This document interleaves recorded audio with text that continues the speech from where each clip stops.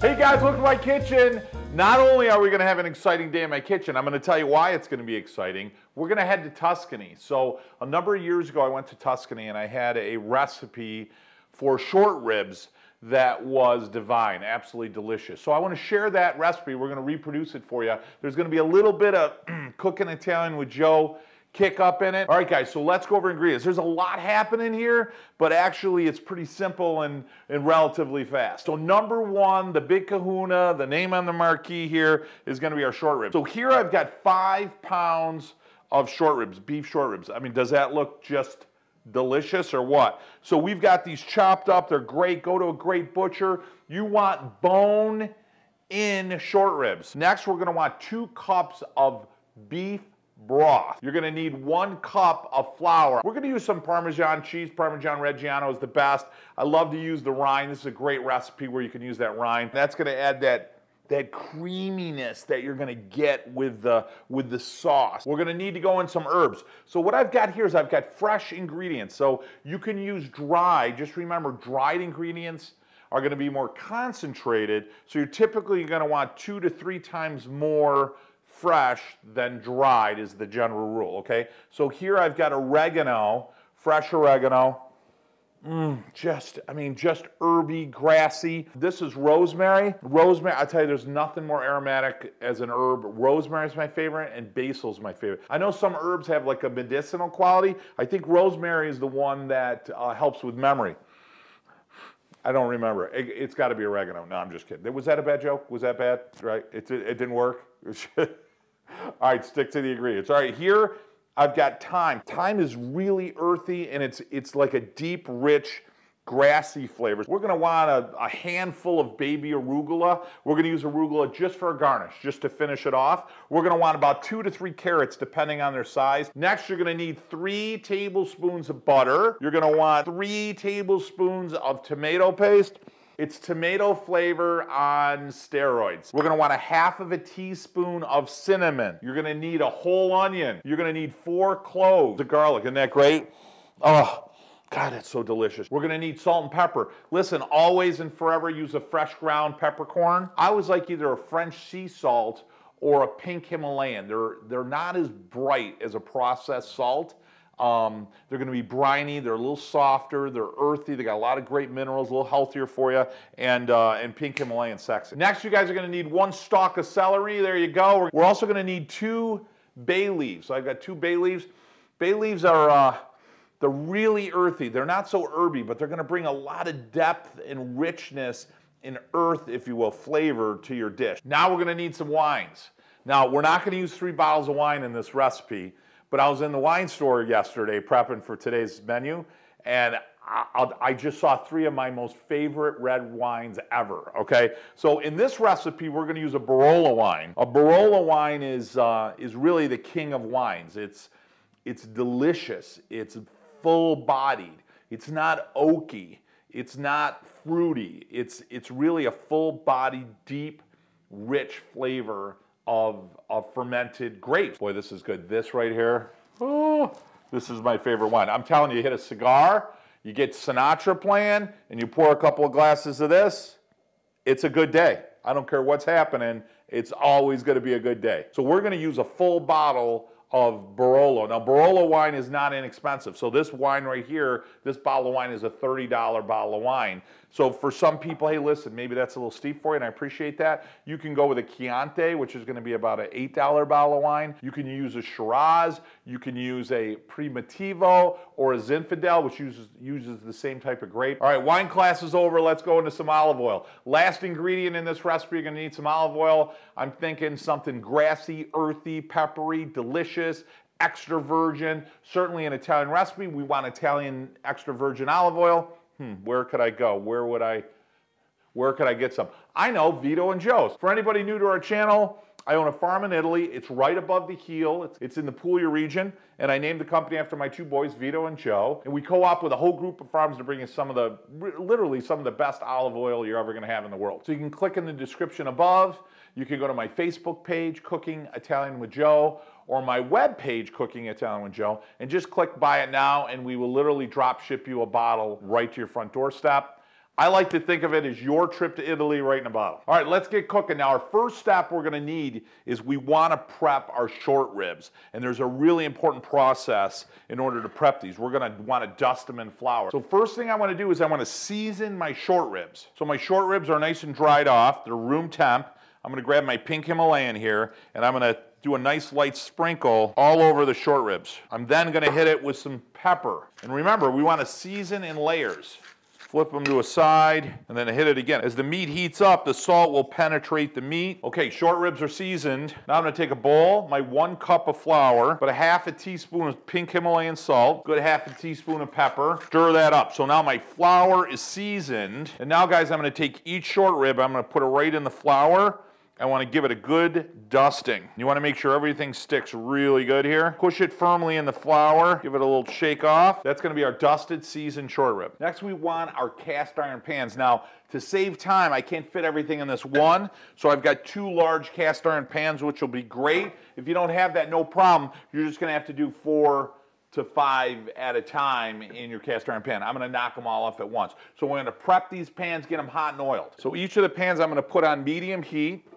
I'm going to use some, obviously, Vito and Joe's. And I'm going to put a good 4 to 5 tablespoons of olive oil in the bottom of each of my pans. Real important now, we want the temp of these to come up. So you're going to let them heat up for a good 3 to 5 minutes. Guys, I put a little water in there to see our temp. We're perfect. Now I'm going to go ahead and put my short ribs in there. This next step will take about 8 minutes to 10 minutes because we want to hit every side of the short rib. We're looking for that. See that browning crisp? We're not trying to cook it. We're trying to sear it. And we're going to want to do all 4 sides. That browning and that caramelization is what's going to give you a level of flavor that can't reproduce. So everything's set, guys. I want to add my butter. I want to get that in there. So, guys, just for a minute or so, I want everything covered in that butter. Guys, it's been about 1.5 minutes, 2 minutes. Everything's coated in that butter. Now I'm going to put everything on a plate. Once I remove everything, I want to turn my heat down to a really, really low simmer. Guys, this is done. So we're going to let it set. We're going to let it cool. We're going to put a cover over it.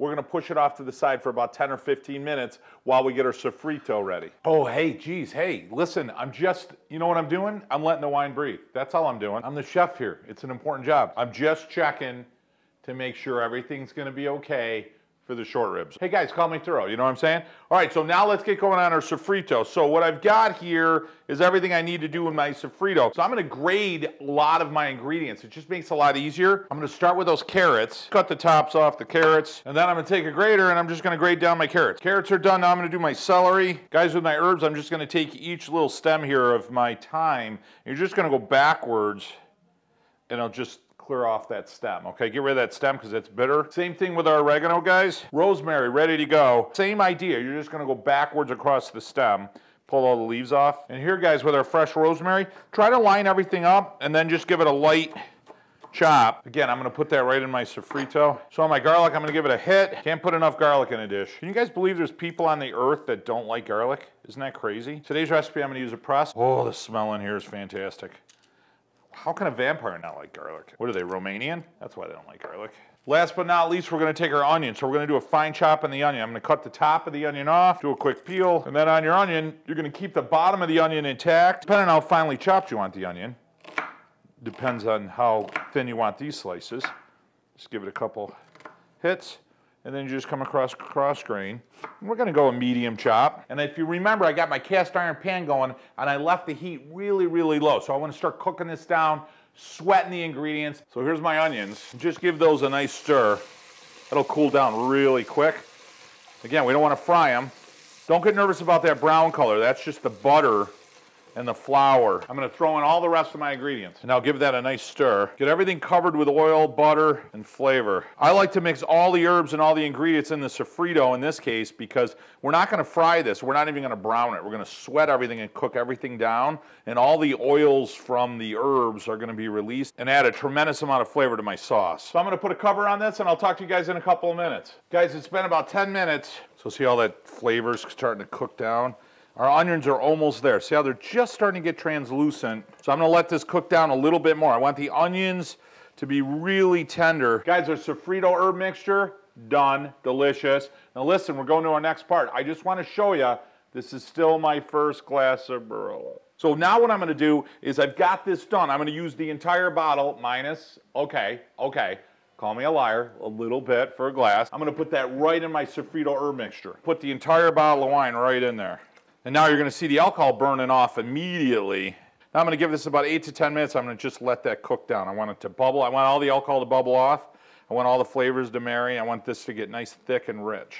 Now we're almost ready to add the broth. So right now I'm gonna add my bay leaves. I don't like to add the bay leaves too early because they'll break up. Now I'm gonna add my cinnamon. At this point I'm gonna add a little bit of pink Himalayan sexy salt here, maybe a 1/4 teaspoon. And I'm gonna add a good 1/2 teaspoon of pepper. Guys, we're all set here. You see when the liquid goes up against the side, how it gives it a slight coating up along the side? That's perfect. Now I'm gonna add my 2 cups of beef stock. I'm gonna add my tomato paste. Ooh, that's good. Give that a nice stir.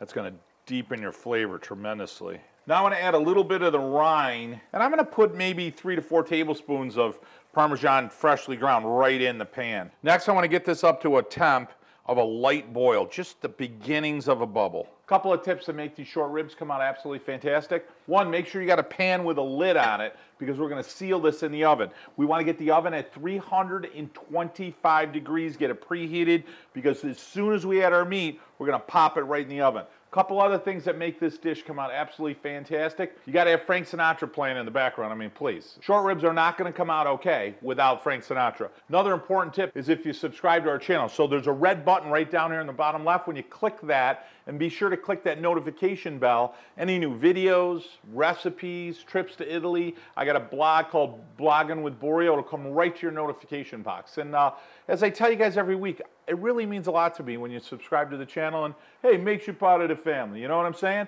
And as far as the oil goes, I mean, it's right there. I'm sure you guys already are. I don't even need to plug that. All right, let me show you what this looks like. We'll start adding our meat. We got a perfect light bubble. Now I'm gonna start adding my short ribs. So just nestle them right in there. You wanna get them as organized as you can because we gotta get them all inside here. All right, I got 5 pounds of short ribs right in my pan. I wanna crack the lid just a bit because I want that liquid to bubble and I want some of that steam to release. I wanna thicken that sauce. We're gonna pop this in the oven now, 325 degrees for about 2.5, maybe 3 hours. When you know this is done, check it in about 2.5 hours, you're gonna see the meat will actually just start to break apart. It'll literally just fall apart tender off the bone. That's when you know you're done. Guys, it's been 2 hours and 45 minutes. All right, ribs are done, and these are gonna fall apart perfectly. So I'm gonna take the ribs and I'm gonna plate them. I'm gonna turn the heat up on this. I wanna reduce this down just to get my sauce a little bit thicker. Hey guys, I've let this reduce about 10 minutes. It's absolutely perfect. I'm gonna shut the heat off. I'm gonna let this set and cool just for a minute. Okay guys, I got my sauce, got everything plated. Guys, I'm gonna take my reduced sauce right here. I'm gonna pull some of it out. I'm gonna put it right over the top of my ribs. Oh, look at that. Now I'm gonna take my arugula. I'm just gonna put a couple of pieces across the top here and then along the side. Guys, always my favorite part. I'm gonna grab a small one here. Now, you know what would go great with this? Is the polenta. Oh my God, I made polenta. Time to taste. See how this just falls apart? See how it's cooked tender? I mean, this will just literally, it just falls apart with your knife. See that? Most of the meat will fall right off the bones. I'm gonna get a little bit more of that sauce. Ooh, it smells just like intense beef flavor. Beef, garlic, all the herbs, the oil, the carrots. You could just taste like a teeny bit of that backdrop of the cinnamon. The tenderness of the meat, it literally falls apart right in your mouth. You know what would go great with that? Is a little Barolo. Oh my God, I happen to have a little left. Guys, what a beautiful, delicious, hearty trip to Tuscan, Italy. Wasn't it great? Thanks so much for joining me for another great recipe. And guys, remember to hit the subscribe button and the notification bell. Hey, make you part of the family.